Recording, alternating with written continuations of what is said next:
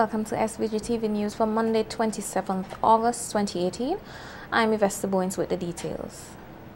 Commissioner of Police Colin John has been outlining a few of the crime-fighting strategies which form part of a crime plan that is to be further discussed with the rank and file. Commissioner John, who was speaking today on Boom FM's morning program, told Dwight Bing Joseph that the senior management within the police force has had several meetings on the draft document and it will soon be put to the lower ranks for their input and feedback. He, however, said that there are new measures that would be put in place, some will be improved upon and others would be reintroduced. We're looking at improving for sure the IT department, because we know that most crimes now, they're either committed by an electronic device or they are facilitated by that electronic device. So we are looking at improving the capability of the IT department. We are in the process of getting K9 unit back and running. Right. We have seen the successes of countries like Antigua, where they have interdicted like firearms and drugs coming through, especially the port. We have received credible intelligence that persons are bringing firearms into St. Vincent and Grenadines, like in vehicles and barrels and things like that. Yeah, not even barrels, but more like vehicles and like the washing machines and those appliances. Commissioner John said the police intends to improve upon and make greater use of the existing witness protection program. Program where a law that is in St. Vincent and Grenadines, where persons can, at the extreme, give evidence anonymously, or you can give evidence via video link from an undisclosed location. Right. You can give evidence where your identity is withheld, your voice will be distorted. No, only the magistrate and the lawyers who are directly involved in the case, and they would be expected that the level of integrity would be maintained. So this would even override the client lawyer privilege, right, in terms of divulging that information.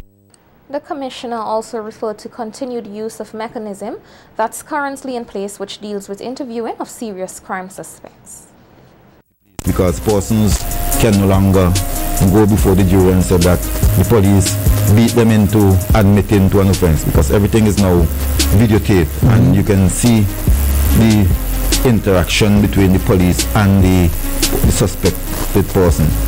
So that has resulted in significantly more convictions and a lot more guilty pleas when lawyers see how well the way in which their client reacted at the interview, right, and that they actually admitted without being oppressed to give these confessions. Meanwhile, the New Democratic Party, the NDP, has called on Minister of National Security, Prime Minister Dr. Ralph Gonsalves, to formally address the nation on the government's plans to deal with the crime situation in the country. The call came today by way of a news release from the party in which it said that neither the minister with responsibility for national security nor the ULP regime has offered a discernible, acceptable response to what has now become a crisis. The party said that almost on a daily basis, Vincentians are waking up to reports of crime on the various print and broadcast entities. It claims that the citizens have lost confidence in the capacity of the security services to bring crime under control and are now taking matters into their own hands through vigilante-style actions. The party has urged citizens to remain vigilant, look out for each other, and to provide the police with any information which might assist in their investigations, and for the police to redouble their efforts to bring perpetrators to justice. The police have released the report of an autopsy conducted on the body of Evelyn Dublin of Byra, who was discovered dead last week in the Byra Mountains. The 73-year-old woman was found with very little clothing on, wedged in a tree last Wednesday, 2 days after she went missing. The police said the post-mortem examination revealed that Dublin died as a result of positional asphyxia. In a release, the police also said that the examination results indicated as well that there were no signs of rape or any physical injuries, which would indicate that foul play was involved. The public will have the opportunity to air their concerns and seek clarity in relation to the Caribbean Court of Justice, the CCJ. This as the SVG Bar Association, in collaboration with the CCJ, holds a town hall meeting this Wednesday at French's House. President of the SVG Bar Association, René Baptiste, told SVG-TV News that the people of the region have created successful institutions such as the University of the West Indies for the upliftment of the region, and the creation of the CCJ is an attempt at crafting pillars of justice. Baptiste, who has made previous calls for public education on the court, said this is one such attempt. Persons can say, yes, this is an excellent court, and that's what we've had with the Eastern Caribbean Supreme Court for the longest while. I don't think people realize that that is our court. They think that that's a court in England that give you this and give you that. That's our court. Just like the money, the currency that we use. We don't doubt a $50, $100, $20, $5 is our currency. We're using it throughout the region. There's no doubt about that. And so we have built these institutions, and the Caribbean Court of Justice is another institution that is built by us, for us. And I would like persons, I know persons have doubts and misgivings and fears, and this is the opportunity to come and face in this. Come face to face with persons who, in the administration and the management and the delivery of justice, and Mr. Cheltenham, Queen's Counsel, he'll be talking about accessibility and what can happen and how it's presented and how the court, because he's been there, he's done it. So you have someone who's been there, who has done this, an experienced practitioner, Queen's Counsel, and he will be here to answer those questions as well. The Bar Association's president lamented that many persons in the region see such issues through political lenses, noting that the forum will illustrate why the court is of national importance to all. That's what the consultation is, for the town hall to tell you what it is about and how it is done. Yes, in the early stages when the treaty establishing it was heard, for the most part, like I say, the intellectuals and other persons who have to work within that system would know and understand what it is about. Other people may not have paid attention, and maybe some of the governments didn't do a marketing job as it should have done with the general public in each of the island states. Antigua is going to a referendum. Dominica, because of the structure of their constitution, was able to just accede. And Grenada is hoping to go back to another referendum. They did one, and the person said no, because we always look at things, unfortunately, through the prism only of partisan politics, and not what it is good nationally for everyone. It's everyone. It's not just someone, or we from Jamaica, or the people in Barbados. But he said one of the questions which will likely be asked is in relation to the retention of the Privy Council. She said the town hall meeting will provide knowledge reinforcing the need of the Caribbean to have its own court.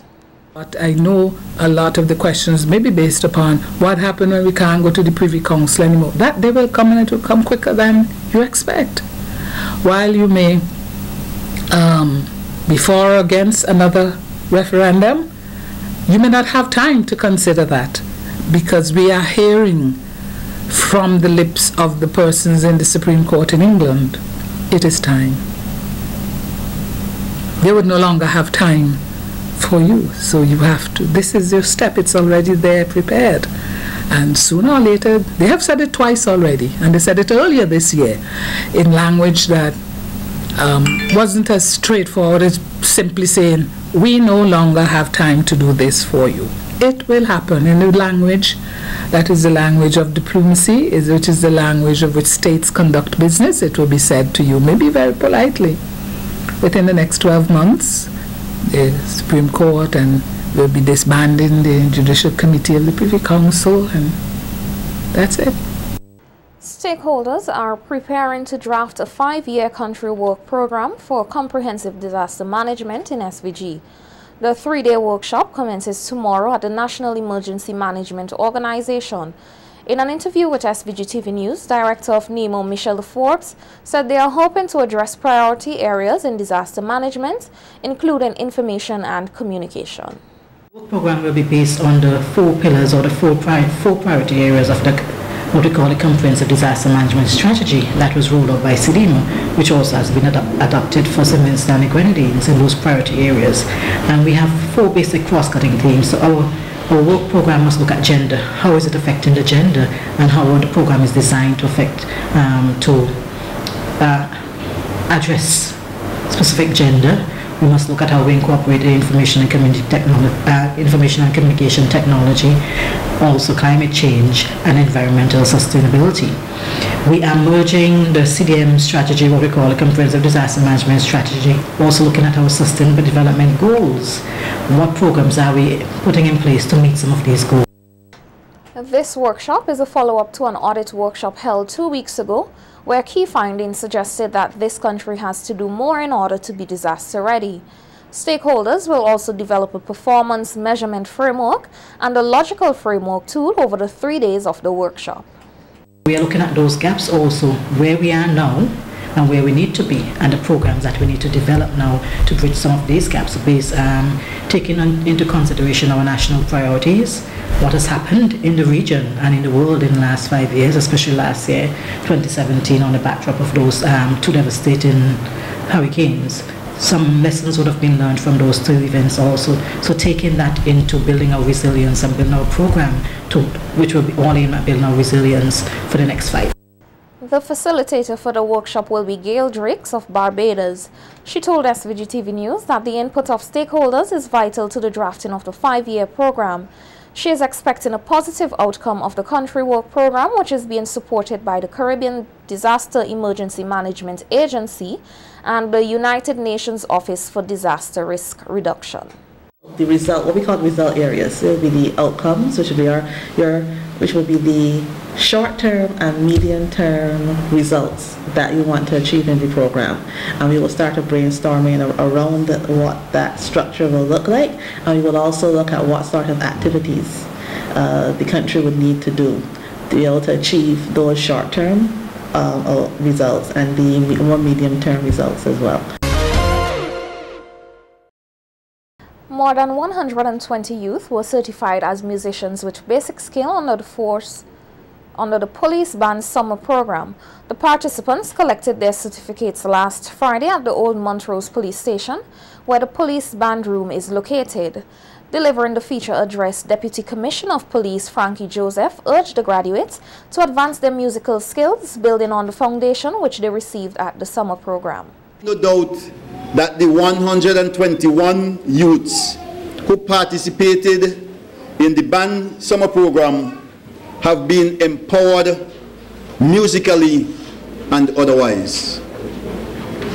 Over the past 4 weeks, you have been exposed to learning to play various instruments, including the recorder, alto saxophone, trumpet, trombone, keyboard, the bass guitar, the rhythm guitar, the side drums, the drum set, and the steel pan.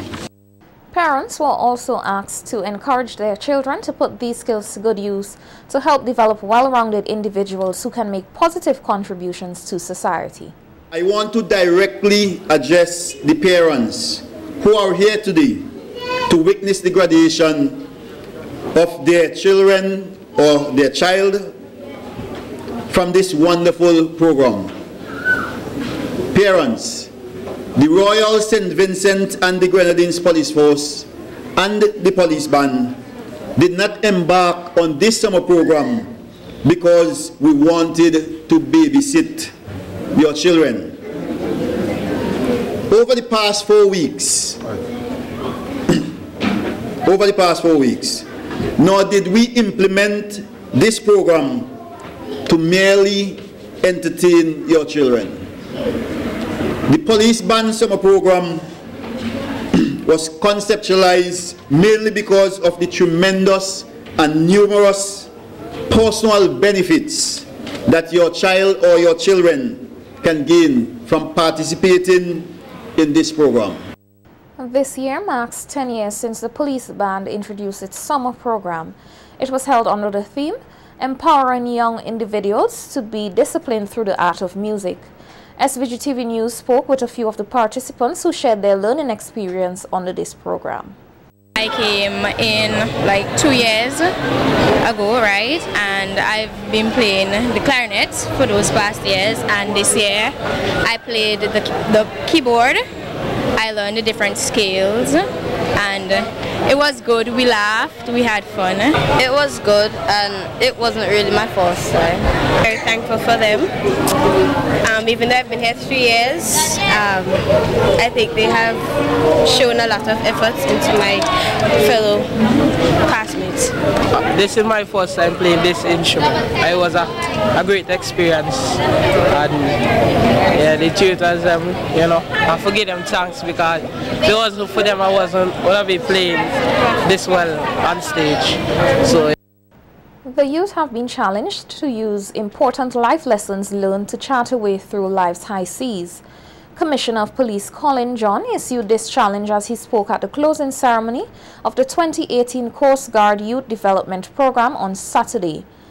135 persons participated in the program and were given theoretical and hands-on training on a range of topics. Commissioner John said much like a sailor preparing for a journey, the youth must have a compass to guide them, the resources to get to their destination, and an anchor to keep them steady. He said the program provided the participants with the needed guidance, which if used will take them safely to their destination in life. Also ensure that the resources are available when you are embarking on life journey. You must also have the requisite skills, knowledge, you must have the know-how in short. This summer program prepared you with the know-how. You are taught several things here. You are taught personal, really interactive skills, how to interact with persons. You are taught how to manage conflicts. You are taught personal hygiene. You are taught about the Coast Guard and different life-saving methods. So the same would appear it is for the Coast Guard, the same would applies for life generally. Lieutenant Ralph Rage, who for 25 years coordinated the Coast Guard summer program, has touched the life of the nation's children, providing lifelong skills. Rage said the program is a testament of the Coast Guard's commitment to nation building. The good seaman weather the storm he cannot avoid, and avoid the storm he cannot weather. We recognize this noble institution, the St. Vincent and Grenadines Coast Guard, that have paved the way 25 unbroken years ago for other such institutions to host summer program with our platinum sponsors Sagicor and Bank of St. Vincent, who have been with the program for over 20 years. And our gold sponsor, Wind and Sea, who have shared the vision of our nation youth. The SVG Coast Guard has raised the bar for annual summer program. Today, the Coast Guard continue to nurture young minds for tomorrow and beyond. To date, the hundreds of students that have passed through these gates have and continue to make us proud and give us the inspiration to go on. 25 years of touching the lives of many throughout the length and breadth of St. Vincent and Grenadines and beyond. They are all testimonies of the Coast Guard commitment to nation building. Meanwhile, Zachary Richards, a participant of the program, thanked the Coast Guard and all those who made the program possible and shared what impressed him most about the program. From the boat piloting to the knot tying to the Beckwith picnic. Ended it all on a high note. Of course, we can't exclude many seemingly boring classroom activities where many jokes were shared and some naps were had. Rest assured, the facilitators and presenters, we still learned. At least, I hope we did. The program itself has forged friendships that may last weeks, months, years, or even a lifetime after all is said and done. The many classroom activities about leadership, team building, and even that fisheries presentation that I can't remember the focus of, taught us all something. No activity was without merit. The program was all well and great, and it definitely met some of my expectations. But after all the talk about treading water, I still can't tread water. If nothing else, at least I safely can say that I can tie a figure 8 knot. All in all, it was a memorable experience, and I'm proud to say I was part of the Coast Guard 2018 program. I thank you.